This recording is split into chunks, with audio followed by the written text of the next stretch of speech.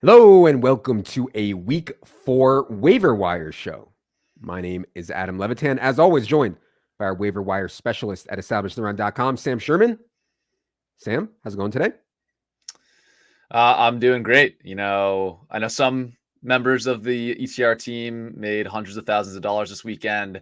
I had a pretty nice $20 profit off some min cashes in DFS. So, not going to compare my successes to others, but it was a good weekend. And I'm ready to talk some waivers this week. Big mistake, Sam. Grass is always greener, buddy. You can't be looking at the other people's grass. It's always greener. Important week on the waiver wire, I think, here because we have some situations with rookies who seem like they have a pretty clean path to breaking out. And we know that rookies tend to perform better later in the year. We have the bye weeks coming up where we're going to start to need these guys to get going from a usage perspective. I think the talk of the waiver streets this week is Miami running back. Now, people who were following closely in August and July are very familiar with Devon Achane because when he was drafted, the second that Devon Achane was drafted, my immediate reaction, everybody's immediate reaction was, this is an incredible fit for Miami's offense. He is so fast. Mike McDaniel is so good with these kind of players. And it's not like Raheem Mostert, Jeff Wilson, Salvon Ahmed is a lot to overcome. However, Devon Achane was a healthy scratch in week 1, barely played in week 2, and this was even though Jeff Wilson was out, finally gets his chance in week 3 with Salvon Ahmed out and goes completely nuts on the Broncos defense. So that's a little backstory on Devon Achane for everyone out there. Going forward is a messier conversation. Now you could say the cat's out of the bag. They can't put it back in. Or you can say they have a ton of other guys. Mostert's also playing well. They were playing the freaking Broncos who can't defend anyone. It doesn't really matter. Where do you come down on the Devon Achane priority for waivers, Sam? Yeah, that's certainly the question of the week, and credit to you for nailing the Achane pronunciation. We learned that this week. That is indeed the correct pronunciation of his name. I think, maybe somewhere in the middle of sentiment on Devon Achane. Obviously, you can't ignore his performance last week. In PPR formats, he put up, 50 plus points. That type of performance simply doesn't exist on the waiver wire. It's truly like an historic, crazy performance when you combine his stat line along with Raheem Mostert's. That said, I think the key part of this is, I think there's two things. One, Miami's offense is going to be awesome, and I want pieces of the Miami backfield. Mike McDaniel is scheming up awesome usage for these running backs. He's giving them sort of these flip shovel pass screens that Achane took for a couple touchdowns. He's running some pony personnel with both Mostert and Achane on the field. So I do think in some ways the cat is out of the bag. Achane has earned a role in Miami. That said, I don't expect him to overtake Raheem Mostert. And even if something were to happen to Raheem Mostert, we are talking about a guy in Achane who's, around 185, 190 pounds. He does not profile as a guy that is ever going to earn some, crazy, 80%, 90% workload. I just don't quite see that happening. But, as a guy who I think is going to force, at worst, sort of a 1A, 1B committee with Raheem Mostert, that is still highly valuable. So my perspective in terms of, how much to spend on Achane off the wire this week is to spend sort of in the 50 to 70% of your FAAB range where he's still available. So aggressive, but I'm not quite fully unloading the clip on Achane. I'm curious how you come out on that part of the debate, Adam. Two questions for you. When you say 50 to 70%, is that how much FAAB I have remaining, or is that of my original FAAB?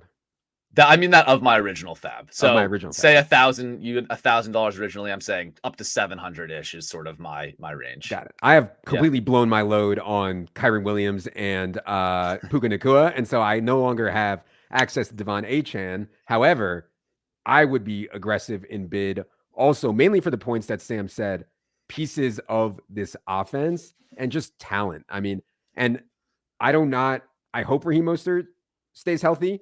I'm skeptical that he can. And my other take is that maybe Jeff Wilson is just a direct backup to Raheem Mostert, and Achane just has his own role.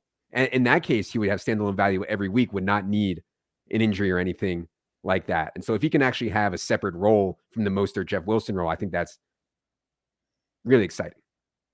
Second guy, we've talked a lot about Tank Dell. I feel like maybe we can skip over him a little bit. I wanted to talk about Rasheed Rice, though, because this one kind of excites me. Kadarius Toney only played 2 snaps in that game on Sunday. And I don't think it was because of injury. Maybe it was, but I don't think that it was. Regardless, it's pretty clear that he cannot do like wide receiver things. Yeah. They have a ton of other guys at the wide receiver position that also are underperforming. I'm no tape bro, but to the eye test, Rasheed Rice has looked like the best one to me.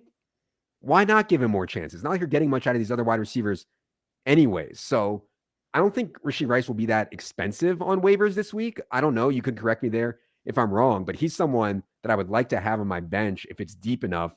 What do you think about how much to spend on him and his outlook going forward?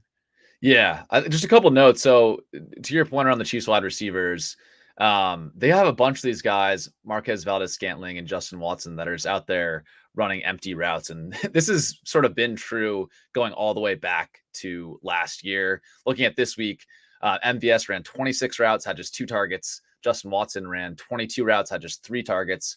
Whereas Rasheed Rice on his 21 routes, so sort of in the same ballpark as those other 2 guys, he earned 7 targets. So that to me jumps out as exciting. He actually led all Chiefs wide receivers in targets last week. He led all Chiefs wide receivers in yardage. I think it's going a bit under the radar because they played a blowout against the Bears where they heavily utilized the running backs. And there was some garbage time in this game as well. But Rasheed Rice's usage with Mahomes as the strongest in week 3 that it's been all season. So again, we're still talking about a limited route player. I think he ran about 50% of the routes with Mahomes this week, but I am excited that it's trending up in terms of his usage. And these other Chiefs wide receivers, man, they're just not obstacles. We've kind of seen the Sky Moore thing for a year. We've seen this Kadarius Toney gimmick limited route thing for almost a year now. He's banged up. I think if any of these Chiefs wide receiver emerges as like a fantasy star, I think my bet would be on Rasheed Rice at this point. So, we'll talk about Quentin Johnson in a little bit, but I may be going a little bit against the market here where I sort of view Rice as a similar tier of pickup to Quentin Johnson this week. And I am recommending people spending about 10 to 15% of their FAAB on him. But like you said, he's probably a guy you can get for under the radar. You could probably spend 7-8% of your FAAB. And a lot of people in more casual leagues probably aren't paying a ton of attention to Rasheed Rice right now. Right, exactly. And like people say, oh, he only played more because it was the blowout, et cetera, et cetera, et cetera. But yeah, it's an interesting debate between Rasheed Rice and Quentin Johnson because the injury stuff, I mean, people are going to jump all over this. I think Quentin Johnson will go for way more in FAAB than Rasheed Rice will, just because it's easy to draw a straight line from Mike Williams' injury to Quentin Johnston. However, Quentin Johnston has been playing well behind Josh Palmer so far this season. I don't think Josh Palmer is great, but there's some people in fantasy that I feel like just think Josh Palmer totally sucks. Is not an NFL wide receiver. I'm not on board with that. There's somewhere in the middle. But right now, I think the Chargers think he gives them a better chance to win than Quentin Johnston. Does not mean that will be sticky. Now, you have Josh Palmer listed here below Quentin Johnston. There's certainly going to be some debate out there on this. What do you think about Chargers wide receiver? Yeah, so a couple things on the Palmer versus Johnson stuff. Number one, there was 10 dropbacks last week that the Chargers played after Mike Williams went down to injury. Josh Palmer ran a route on 10 of those dropbacks, so 100%, and Quentin Johnson ran a route on just 3, so 30%. So, we saw this in the preseason. We saw this in weeks 1, weeks 2. I'm very confident that Josh Palmer is ahead of Quentin Johnson on the depth chart right now. If you are saying who projects for more points next week, 100% for me, it's Joshua Palmer. There's kind of no reason to believe otherwise. So now why do I have Johnson ahead of Palmer on this list? The reason is that, rookie first round wide receivers, we've seen this so many times throughout the years. They start the season slow and then down the stretch, they can come on and be huge difference makers. Now, like you said, I don't think Palmer stinks or is like not an NFL talent. I think he's a perfectly fine fill-in player for the Chargers, but I do think Quentin Johnson's talent upside as a first-round pick, he went 21st overall in the NFL draft. The Chargers, at least to some degree, believe in that talent if they use that pick on him, and I do think he will be given a chance to earn that wide receiver 2 role opposite Keenan Allen in Los Angeles. So by the end of the season, I just see, in more situations than not, Quentin Johnson winning this role and having more upside. So again, I guess to summarize in short, if you really are just desperate for a starter, say the next 2 or 3 weeks, I can see prioritizing Palmer. But if you can use this bench spot as sort of a stash and get upside later in the season, I much prefer Quentin Johnson. The reason that I'd be aggressive on these guys is wide receiver for the Chargers right now is just an awesome, awesome position to play, especially if this Austin Eckler ankle injury lingers. We see their pass rate just spike massively without Eckler in there, and they don't throw to Josh Kelly at all. So you remove the Eckler targets, and these guys get so many targets on a team that plays so fast and have been so pass happy. So, yeah, I just, similar to Dolphins players, like I want to be in on Chargers wide receivers. A couple other guys here on the top 10 list that I wanted to highlight. First one is Elijah Mitchell. So 49ers were on a short week last week. They played the Thursday night game. But even before that, Kyle Shanahan was like, man, I don't know what I was thinking. We need to get Eli Mitchell more carries. We can't do this to Christian McCaffrey. First 2 weeks, Christian McCaffrey was playing way too much, like 80, 90% of the running back touches, which is totally insane for a team that has Super Bowl aspirations and has quality backups like Eli Mitchell. And so I think now, yeah, you could say they're on a long week. It'll go back to the Christian McCaffrey week 1 and 2 usage. My take is that Eli Mitchell is going to stay in that 6 to 9, 6 to 10 carry range. And if something were to happen to Christian McCaffrey, you have a smash in Eli Mitchell. And so I like having Eli Mitchell on my bench. Bye week, maybe in a pinch, I can use him, and awesome contingent value. So yeah, I like Eli Mitchell like way more than Matt Breida, in my opinion. Yeah. Any thoughts on Eli? Yeah. I, largely agree with what you said. I think, there was even, I had some like honestly slight concerns that Mitchell before last week maybe had even dropped behind the likes of Jordan Mason. Like he literally saw 0 snaps in week 2. That concern in my mind is entirely erased after week 3. We can feel very confident Mitchell is the clear number 2 in San Francisco. So that's why he kind of makes this list. They showed their hand that he's their clear number 2. And yeah, I can't think of, you're saying pick any top 12 running back in the league that gets injured and which of their backups adds the most value following that injury. I think Eli Mitchell is like maybe the most valuable handcuff in fantasy football from that lens. So he's a great stash to have on your bench, and maybe not the worst like desperation flex starter during bye weeks if he does have that sort of 10 carry per game role. Last one on this list I wanted to mention was Tajae Spears, because yet again, Derrick Henry barely played. Now we expect this when the Titans get whitewashed, right? When they lose and they lose bad, Derrick Henry just does not see the field a lot. I think the concern on Derrick Henry here is obviously age and wear, but this offensive line is like the worst in the entire NFL. This team seems to be falling off of a cliff. They're 1-2 now, have to play the Bengals next. And so if the wheels completely come off, like, get what you can for Ryan Tannehill.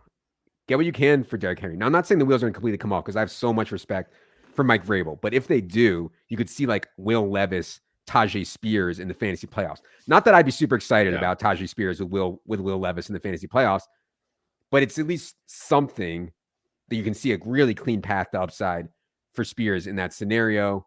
He does have some standalone value now, though, in games where they get behind.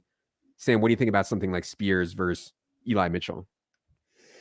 I think I slightly prefer Spears, but it is close. Sort of how I view that is I think Spears has more standalone value and a chance to become the number 1 running back. I'll talk about in a sec. Whereas Mitchell, has no chance to overcome Christian McCaffrey unless he gets injured. When I say a chance for Spears to become the number 1 running back, I don't actually think he overtakes Derrick Henry, but I do think we should assign some probability of the Titans trading Derrick Henry at the deadline, whereas I think there's, 0 chance the 49ers trade Christian McCaffrey. We saw that rumor in the offseason of the Titans potentially moving Henry. If they're like, 1-6 going to the trade deadline, or something like that, I could see those rumors heating up again, and maybe they just roll with the younger players and Spears and Levis and see what the younger players can do. So that's why I think slightly more excited about Spears than Elijah Mitchell, but I think very close, same tier of player for me. Anything else you wanted to highlight from this top 10 list before we move on to some deeper targets? Yeah, Josh Downs is just the last one I wanted to quickly highlight. I think, again, a kind of rookie wide receiver that's going under the radar, but it is now 3 straight weeks of Josh Downs out targeting Alec Pierce as the wide receiver 2 in Indianapolis. And this Colts team, man, I didn't really expect this, but they're playing very heavy out of 11 personnel, meaning 3 wide receiver sets. So Josh Towns, even though he's not on the field in 2 wide receiver sets, he's still running like 85% of the routes. He saw 11 targets last week, 8 receptions for 57 yards.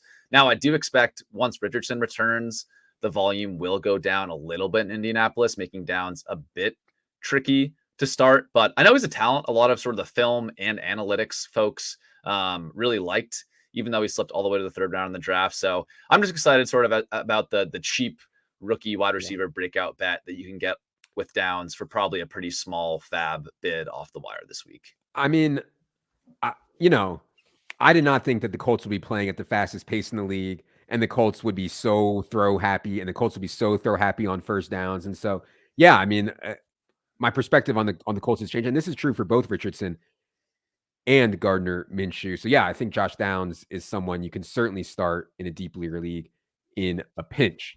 Speaking of deeper leagues, let's go to some deeper league targets here, Sam. Is there anyone you want to highlight so just so we service the audio listeners here?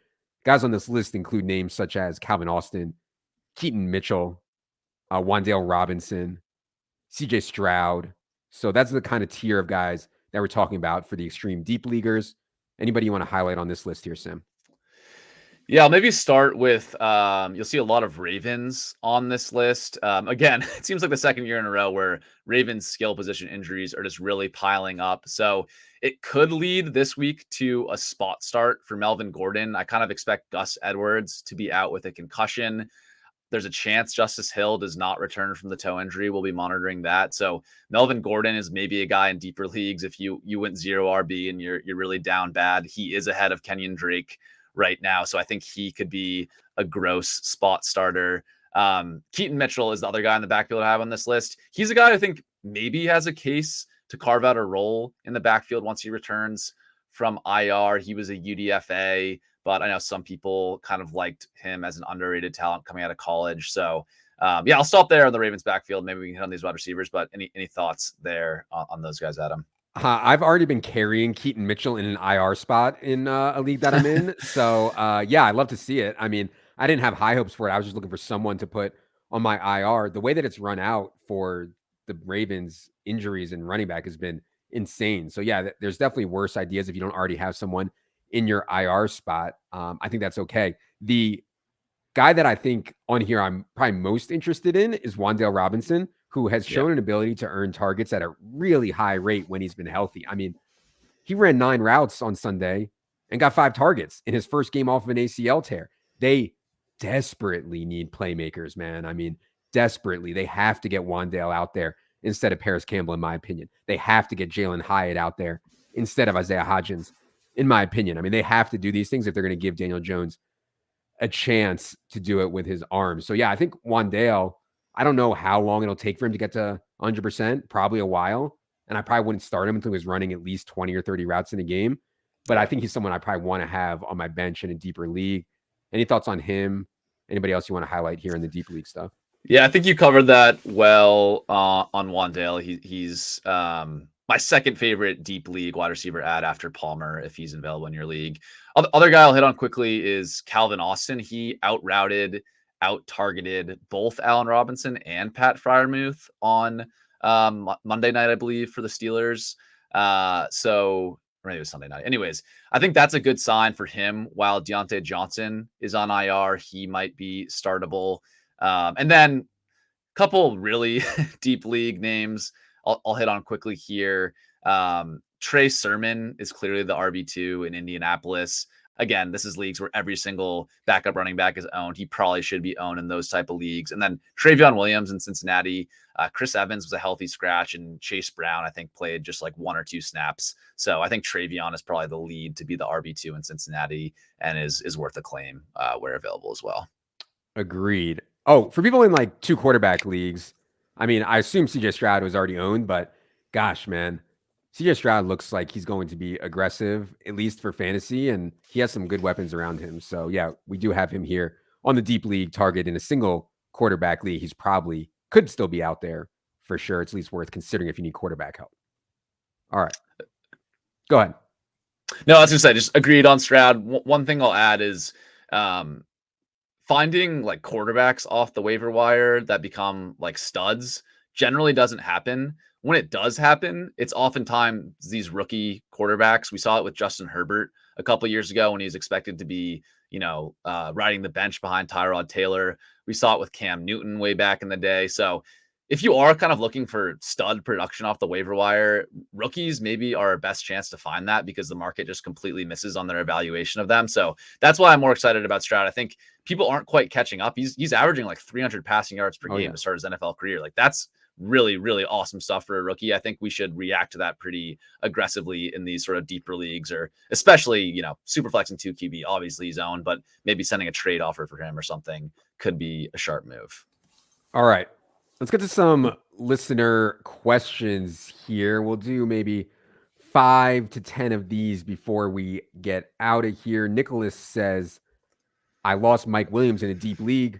Josh Downs, Zay Jones. He says Zay Jones was rage dropped, which I don't know what that means. But he says Josh Downs, Zay Jones, or Wan'Dale Robinson. Who should he add to replace Mike Williams? He doesn't have Josh Palmer or Quentin Johnson as an option here. It does not appear, Sam. So Zay Jones was rage dropped in this guy's league. Rage dropped, I guess, means you're mad at a guy for getting hurt and then you drop him. Or I guess maybe you're mad at him because he had a bad game in week 2 and you dropped him.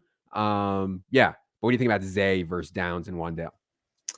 I would rank that Zay, Downs, then Wan'Dale with pretty clear, I think, tier gaps between those 3. I know Zay goose egged, but that just happens to wide receivers sometimes. I still feel pretty good. He's going to be running a ton of routes, and I do expect the Jags to rebound from this slow start, even though it is a bit concerning.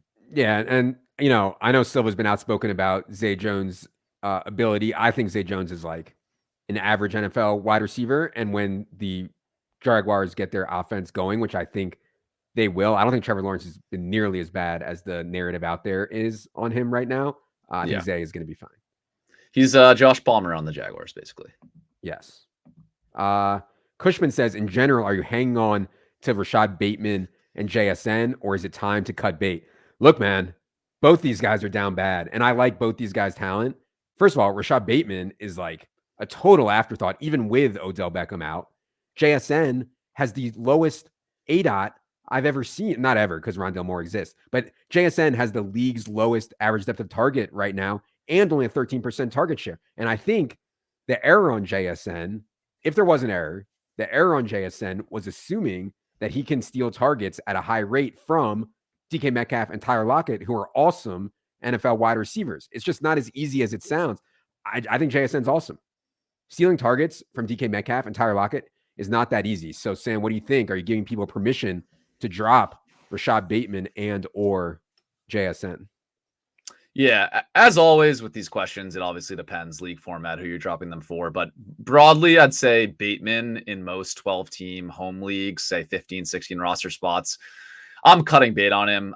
He's a player I was really high on. We mentioned him on this show as an ad for the past couple of weeks. But, man, I watched some of the Ravens game. And, again, I'm no film expert, but he does not look like the same player we saw last year pre-injury. I don't know if this foot thing is still bothering him, but he's a complete afterthought in the offense. Guys like Nelson Aguilar and Devin Duvernay are out targeting him out there. And he's also picked up a hamstring injury this week. So, man, I don't know what we're doing holding on to Bateman in more shallow leagues anymore.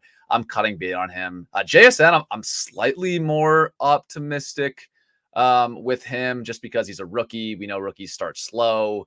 But, man, like, you're asking me, I guess, to make this more actionable, say like Tank Dell is on the waiver wire and your most clear drop on your roster is JSN. I think I am cutting JSN for Tank Dell. I think I maybe even am cutting JSN for Quentin Johnson right now. So that's kind of where I'm at with him. I think he's, deeper leagues, I'm certainly not cutting him, but in these shallower leagues, I think you can cut him for the likes of those 2 guys I just mentioned. It's just, man, and how does he take over for Lockett or Metcalf unless they get injured?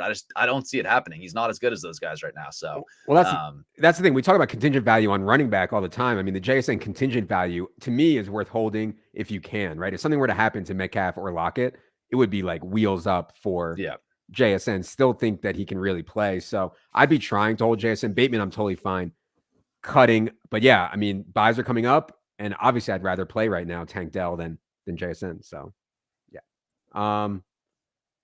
Darren says, if I don't get Devon Achan, is it better to save my number one waiver priority for future weeks, or should I burn my spot at the top of the waiver priority on someone like Josh Palmer, Jake Ferguson, or Rico Dowdle? So this is for people who are not playing in FAAB leagues that have a waiver priority. And these are, most of my casual leagues with my friends from home. People don't want to deal with FAAB. It's just waiver priority. That's the default on Yahoo. It is what it is. So I totally understand this question. I've been in experience in the past where I don't know if I want to burn my number one on this guy. I don't know if I want to burn my number one on this guy. And the next thing you know, it gets like week 13, and I'm sitting here and I'm holding the bag. And by bag, I mean I haven't used a waiver priority all year, which is obviously really, really stupid. So I changed my strategy over the last few years to be way more aggressive about burning my waiver priority. The question, though, is always how bad do you need it? How good of a play do you think he is? So, Sam, you think Josh Palmer, Jake Ferguson, or Rico Dowdle are worth burning the number one waiver priority on? Yeah, I am conflicted on this one. I think ultimately I would burn this on Palmer, but not on Ferguson or Rico. Yeah, like you said, man, in these type of leagues, I've played them before. Like, I think I can just outsmart my opponents when I'm 9th, 10th, 11th in the waiver priority. So I don't worry that much about like saving my number one priority because, like you said, you can save it and save it and save it, and nothing comes up. Meanwhile, your people behind you in the order are scooping up these like second tier ads, and those ads turn out to be profitable. So I'm not playing the waiting game too much in this type of format. I think I'm just grabbing Palmer, who's a good ad this week, and not overthinking it. Okay. Just to be clear, it's an important question for the week. Mark Andre asked, how would you prioritize Chargers wide receivers? I know we hit this at the top, Sam, but do you want to quickly summarize again your take on Chargers wide receivers? I think it is probably the story of the week other than the HN stuff. Yeah, so really short and sweet. I'd say if you need a starter over the next 2 weeks, meaning you're going to add one of these guys and immediately put them into your starting lineup, I would prioritize Josh Palmer. If this is a bench stash for you and you have good wide receiver depth, you're just looking for upside later in the season, I would add Quentin Johnson. Hopefully that's clear. All right. Last question from Roland Trees says, are Kenny Gainwell and Jahan Dotson drop worthy? So, God, I've been looking at the Jahan Dotson stuff. I don't see anything like overly scary other than Sam Howell. No matter how many times this guy drops back, he's not getting passes off. And his passes haven't been that accurate. Now, I thought he was much better in weeks 1 and 2 than he was in week 3. He's still on pace to take an outrageous amount of sacks. I don't want to drop Jahan Dotson like at all. But I get the concern. Kenny Gainwell has lost, I think, the ability to consolidate to DeAndre Swift. Now, can he earn a share? Can he play in 2 minute? Can he play last night in the clock killing role? Yes, Kenny Gainwell can and will play in all those spots. But I don't think he's ever going to overtake DeAndre Swift and consolidate this backfield. So you are dealing with kind of a 1B at best in Kenny Gainwell. What do you think about these two guys rest of season, Sam? Would you consider dropping Gainwell or Jahan Dotson? Yeah, I guess starting with Gainwell, I'd kind of view him similarly to Elijah Mitchell at this point. I think he's going to clearly be the backup, but have some standalone role, probably more than Mitchell, but be a pretty big contingent upside guy. Like I think if Swift were to go down, they certainly like him better than Boston Scott, Rashad Penny, etc. So definitely like I'm trying to hold him in most spots. I get it, maybe super shallow league. Like I'd drop him for HN or something like that, but not really dropping him for most waiver wire ads this week. Then on Dotson, I think similar to you. Only thing I'd add, like his routes are fine. It's not like he's losing routes or anything like that. It's just the Howell kind of poor performance and spreading it out more. The Commanders do have sort of the emergency exit of Jacoby Brissett as an option if this Howell thing continues to look really bad. So that's kind of, I view that as a positive for Dotson and makes me want to hold on to him. Like it can only get so bad before they bench Howell and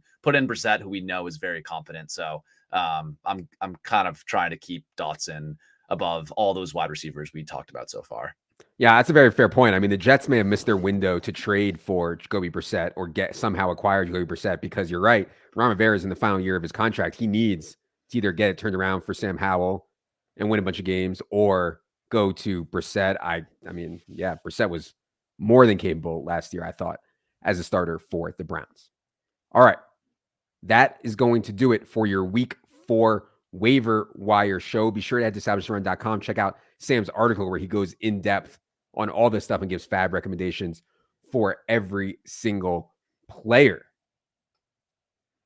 Also, Friday night DFS show for subscribers. Be sure you are there for Establish the Show with myself, Wiggins, and one of